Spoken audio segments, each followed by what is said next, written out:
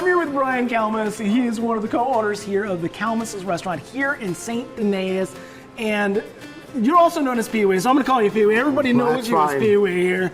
You are one of the owners, but because you are one of the family members that has been a long tradition here at this restaurant. Well, yes. My mother and father have owned the place for over 60 years. Then me, my sister, and my brother have taken over a few years ago. We all bought in when we expanded here.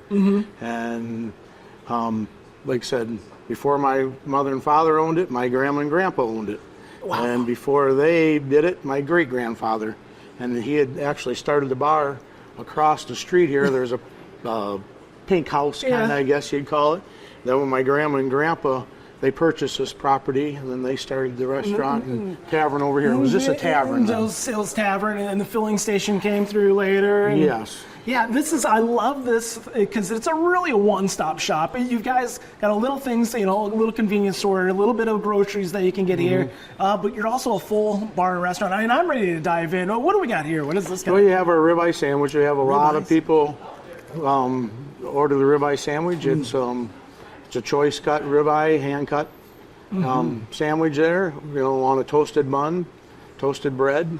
So, it's one of the favorites around here. We have a lot of people coming order that.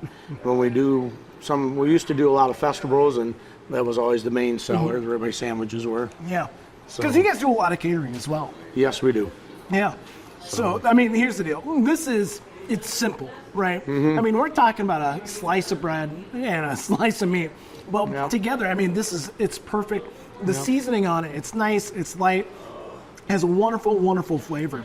So, tell me a little bit. I mean, you've been around for so long. I mean, what would you say? This is fourth generation, fifth generation? Yep.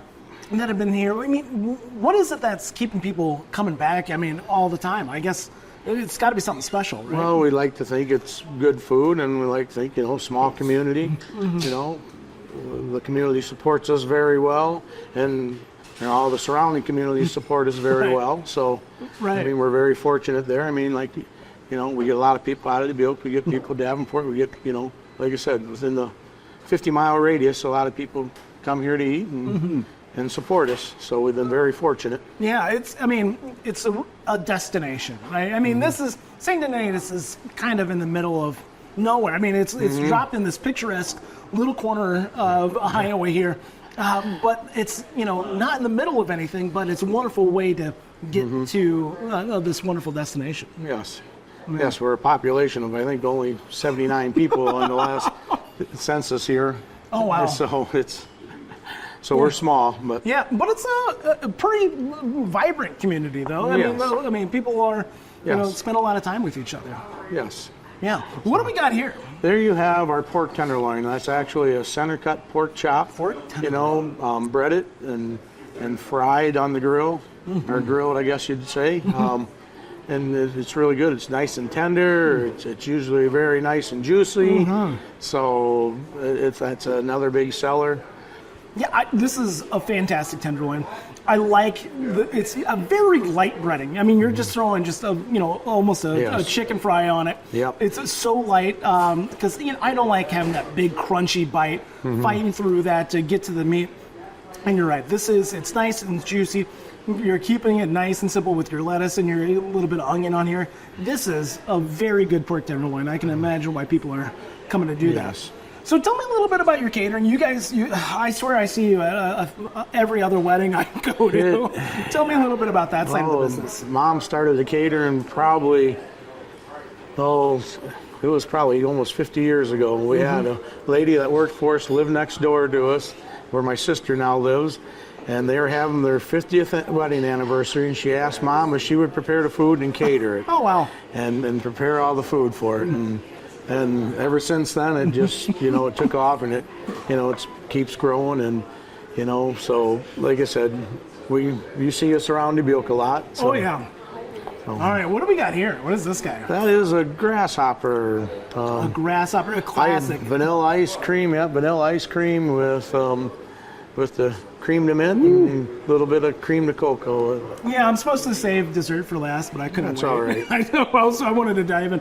This is one of those classic ice cream drinks that Yeah. is. I mean, you see them at separate clubs, but they're also on a Yeah. lot of other roadside places too. Yep.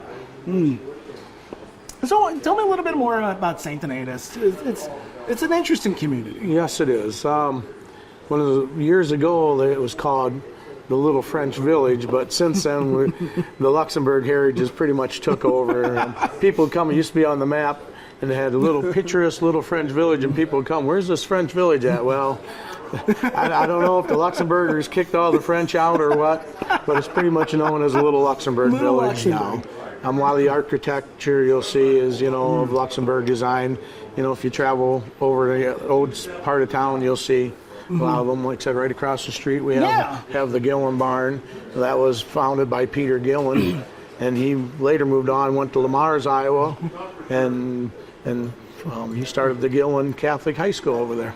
Is that right? That's Peter Gillen, That's the guy who built interesting. this barn. Yep. So, I'll have to. I'll so look yeah, up so no. Yeah. What do we got here? What is this guy? That is the Wiener Schnitzel. The Wiener. That is our Luxembourg This dish. is the that a lot of Luxembourg people- dish. Yes. That is veal, it'll be soaked in egg, then rolled in a batter or rolled in a breading, and then fried on the grill. Oh wow, this is great. This is nice. Once again, that white Yes. breading. Yes. This veal, it's nice, it's tender, it's fantastic. So, reflecting back on, years and years, decades and centuries that your family has been in this business. As far as heritage and legacy, what do you think about your part in all this, and you and your siblings? Oh, and I think so my great-grandfather, Peter Kalmes, he's the one who originally settled here. Like I said, he had the bar over there in the pink building, then my grandma and grandpa took over. So my great-grandpa, he came over here in late 1840s, early 50s, and then he started the first bar, and he was the county assessor. And grandma and grandpa got the bar going, and then when mom and dad took over years ago, they expanded the food, and that's when we can show you some of the pictures of how the building has grown. Then that's when we really got big in the food and the catering. What we're hoping to do is just keep it going. It's hard in a small town. Like I said, we're about 79 people. But we're lucky we get a lot of people travel to come here. We're just hoping we can, keep it going and keep the legacy, and that we have some of our kids want to carry it on. Then is what we're hoping. That'd be amazing. This food, it's fantastic. It's exactly what you want on that kind of roadside stop. Making that trip, making this a destination to come and have a fantastic meal and enjoy this heritage that you guys have preserved. Well, thank you. Yeah. PB, thanks for having us. Hey, no, thank you. We appreciate it.